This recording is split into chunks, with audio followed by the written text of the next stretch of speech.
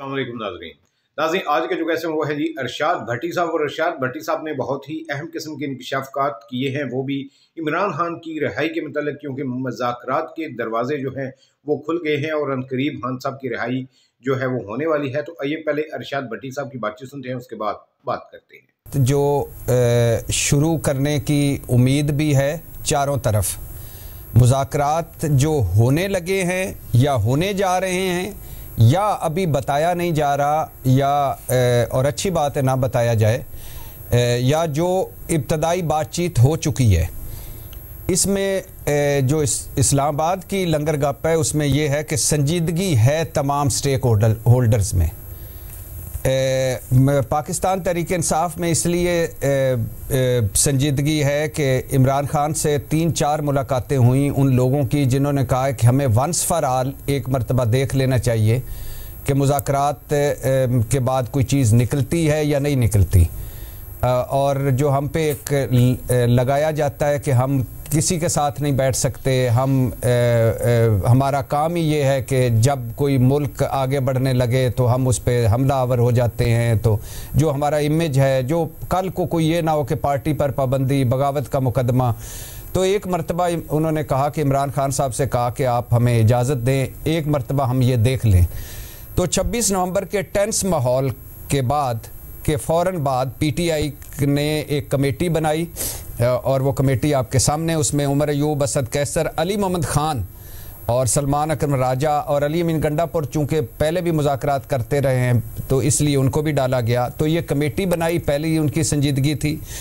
दूसरा, इमरान खान ने सुना जा रहा है इस वक्त तक तमाम इख्तियारात दिए हैं इस कमेटी को।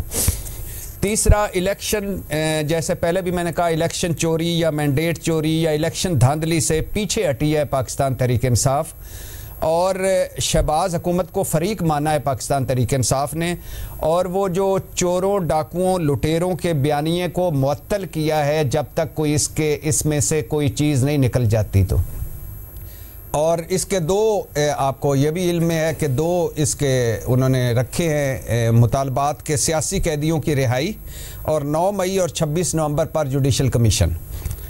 और सुना जा रहा है मैडम शेख, कच्ची पक्की खबरें हैं कि पीपल्स पार्टी के दोनों बड़े भी लूप में हैं इब्तदाई बातचीत में। और सुना जा रहा है कि मैमल सरफराज जो बताया करती थी कि मुस्लिम लीग के वो सियासतदान, जिसमें ख्वाजा साद रफ़ीक हैं, राना सनाउल्लाह हैं और 2-3 और हैं, जो कहते थे कि मुज़ाकरात करने चाहिए। पाकिस्तान तहरीक इंसाफ एक रियलिटी है, एक बड़ी जमात है और एक सियासी हकीकत है। जो कुछ एक मीटिंग में उन्होंने कहा, जो कुछ हमारे साथ हुआ उनके साथ उससे डबल हो चुका, तो अब हमें वापस आना चाहिए मुज़ाकरात पर, और इस वक्त हम ज़रा बेहतर पोजीशन में हैं तो हमें मुज़ाकरात कर लेने चाहिए इस वक्त। और सुना जा रहा है कि मुस्लिम लीग की इस राय को नवाज शरीफ साहब ने ओके किया है। अच्छा। तो और सुना ये भी जा रहा है कि अगर ये मुज़ाकरात आगे बढ़ते हैं तो 2027 में इलेक्शन भी हो सकते हैं। अगर ये चीज़ें आगे बढ़ती हैं तो अर्ली इलेक्शन हो सकते हैं। अब इसमें कई पुलसरात हैं जिनको अबूर किया जाना है और जिनको अबूर करने के लिए सोचा जा रहा है। कई गारंटियाँ हैं जो एक दूसरे से लेने के लिए यानी बातचीत हो रही है। पहला पुलसरात या पहला जो है वो ये है कि इमरान खान साहब की गारंटी कौन देगा। क्या वो मुज़ाकरात के लिए वाकई संजीदा हैं?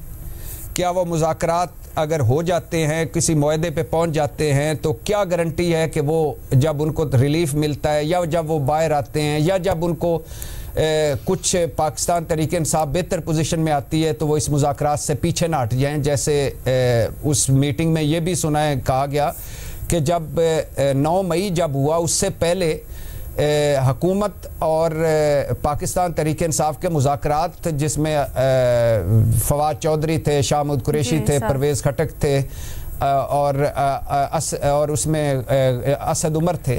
तो उस वक़्त जब पाकिस्तान तहरीक इंसाफ इलेक्शन मांग रही थी तो उस वक़्त इलेक्शन की डेट दे दी गई थी, लेकिन सिर्फ फ़र्क इतना था कि बजट से पहले या बजट के बाद, और इमरान खान साहब ने अचानक वो सारा ख़त्म कर दिया और कहा कि नहीं, अब हम मुज़ाकरात नहीं करेंगे। तो इस बार क्या गारंटी होगी उनकी।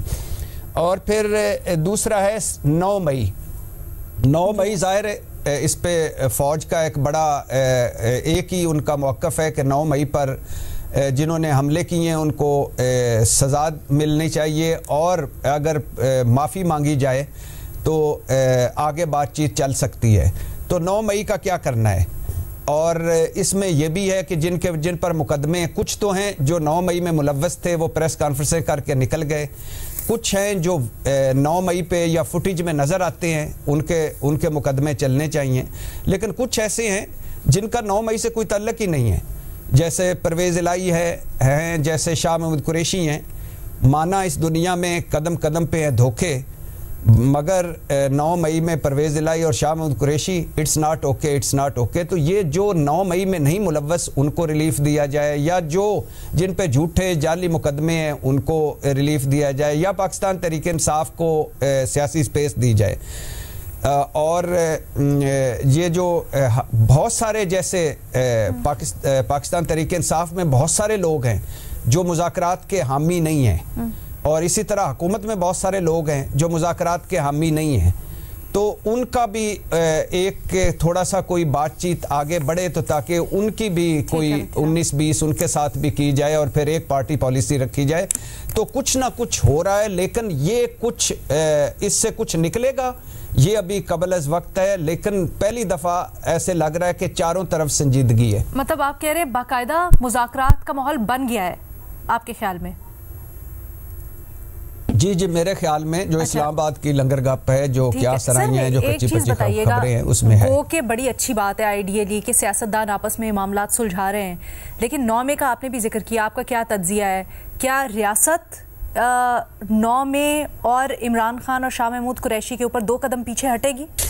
देखिए, रियासत मुझे नहीं लगता कि 9 मई पर पीछे हटे, लेकिन इसमें एक बड़ा बारीक सी लाइन है कि जो लोग जिन्होंने 9 मई किया है उनको तो सज़ाएं मिले, और या अगर कोई ऐसे हल की तरफ आया जाए कि 9 मई पे कोई माजरत आई जाए या कोई इस तरह का पाकिस्तान तहरीक इंसाफ की तरफ से आया जाए। ये क्या आप समझ रहे हैं बड़ी तेज़ी से मामलात आगे चल रहे हैं, तो PTI ने कॉल वापस ले ली या ले लेगी आने वाले दिनों में? मैडम शेख उन्होंने कहा था कि अगर बातचीत आगे बढ़ती है, बातचीत चलती है, या हमें लगता है कि हुकूमत की तरफ से वाकई संजीदगी है, और तो हम इसको आगे भी ले जा सकते हैं पहले मरहले पर, यानी 15 दिसंबर के बाद मज़ीद आगे भी ले जा सकते हैं। और अगर मज़ीद हमारी चीज़ें आगे बढ़ी तो हम इसको कॉल ऑफ भी कर सकते हैं।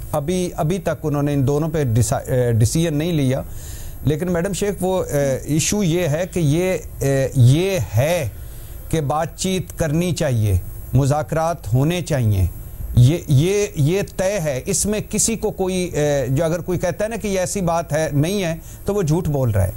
लेकिन इसमें ये तो नाजरीन आपने अरशाद भट्टी साहब की बातचीत सुनी, तो उनका ये कहना था कि जो है वो मुज़ाकरात के दरवाजे जो हैं वो खुल गए हैं। इमरान खान ने कुछ लोगों की कमेटी बनाई है जो कि हुकूमत से मुज़ाकरात करेगी, तो हुकूमत भी ये चाहती है कि मुज़ाकरात होने चाहिए, क्योंकि एस्टेब्लिशमेंट का खौफ तो बहरहाल हुकूमत को भी है कि आज इमरान खान की बारी है तो कल को हमारी बारी भी आ जाएगी अगर एस्टेब्लिशमेंट को ना रोका गया तो। इसलिए हुकूमत भी खौफज़दा है। तो अब जाकर मुज़ाकरात के दरवाजे खुले हैं, तो इंशाल्लाह बहुत जल्द जो है वो इमरान खान की रहाई जो है वो करीब है। तो ये मुज़ाकरात अल्लाह करे कि कामयाब हो जाए, तो इमरान खान साहब जो है वो रिहा हो जाएंगे। तो ये थे जनाब अरशाद भट्टी साहब। इजाज़त दीजिए, अल्लाह हाफिज़।